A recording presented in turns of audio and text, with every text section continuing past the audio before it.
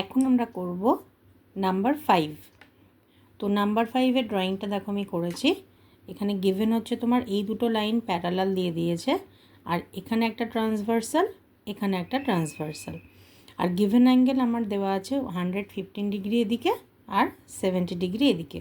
আমাকে missing angle X Y W Z বার করতে হবে। তো আমরা এখানে দেখছি, দেখো এই যে 115, যদি আমি গিভেন অ্যাঙ্গেল ধরে এগোই তাহলে 115-এর ঠিক অপোজিটে রয়েছে এক্স। তাহলে এক্স আর 115 এই দুটো হচ্ছে ভার্টিক্যালি অপোজিট অ্যাঙ্গেলস। তাহলে দেয়ার ভ্যালুজ, দেয়ার মেজার আর সেম। তাহলে হিয়ার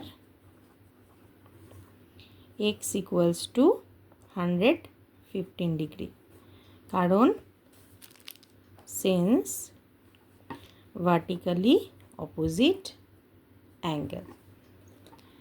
আচ্ছা, এবার দেখো আবার ওয়াই এর সাথে আবার 70 ডিগ্রিটা ভার্টিক্যালি অপোজিট হচ্ছে।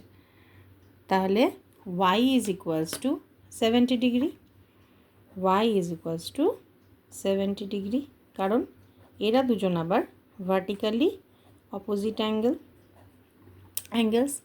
আচ্ছা, এবার দেখো, এবার খুব সুন্দর করে খেয়াল করো। সেটা হচ্ছে, দেখো এখানে আমি যদি এটাকে এরকম একটু এক্সটেন্ড করে আর অন্য কালার দিয়ে করে দিই, দেখো এখানে তৈরি হয়েছে একটা Z.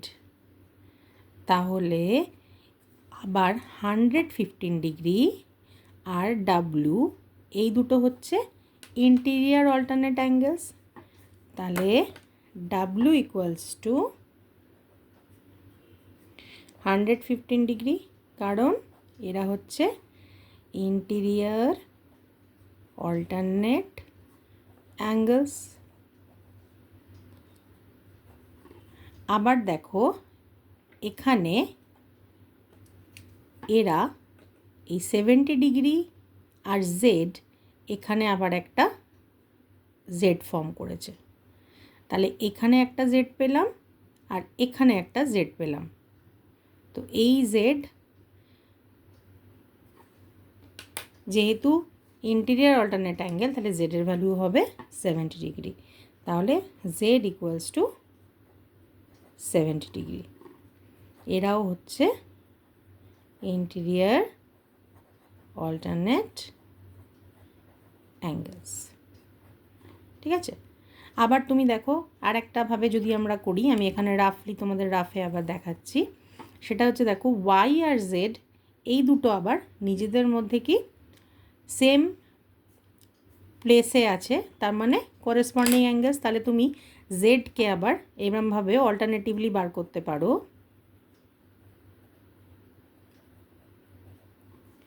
Y equals to Z, কারণ এরা হচ্ছে ইন্টিরিয়ার অল্টারনেট, এরা হচ্ছে করেসপন্ডিং অ্যাঙ্গেলস। একটা আমরা ইন্টিরিয়ার অল্টারনেট দিয়ে দেখলাম, আর এখন আমরা দেখছি জেড আর ওয়াই দুটো করেসপন্ডিং অ্যাঙ্গেলস হচ্ছে, কারণ এরা সেম সাইডে রয়েছে, সেম পজিশনে রয়েছে। আবার এক্স মানেও আবার তুমি লিখতে পারো ডাব্লিউ। অর্থাৎ আমার কাছে, আমি যেটা তোমাদের আগের ভিডিওতেও বলেছি, যে একভাবে ভাববো না, আমি দেখি যে কত রকমভাবে আমি জিনিসটাকে ভাবতে পারি। তাহলে আমি দেখো এখানে ইন্টিরিয়ার অল্টারনেট দিয়ে যেমন ভাবতে পারছি, আবার করেসপন্ডিং দিয়েও কিন্তু ভাবতে পারছি। এটা সবসময় ফ্লেক্সিবিলিটি রাখবে, তাহলে পরে দেখবে তাতে তোমাদের গ্রিপ অনেক ভালো আসবে। ঠিক আছে, তাহলে এখান থেকেও আমরা দুটো ভ্যালু এইভাবেও বার করতে পারি। এখানের লজিকও সেম, এরা করেসপন্ডিং। তাহলে এইভাবে নিজেদের মতন করে তোমরা বিভিন্ন রকমভাবে ট্রাই করবে, তাহলে দেখবে যে জিনিসটা অনেক সুন্দরভাবে তোমরা শিখতে পারছো।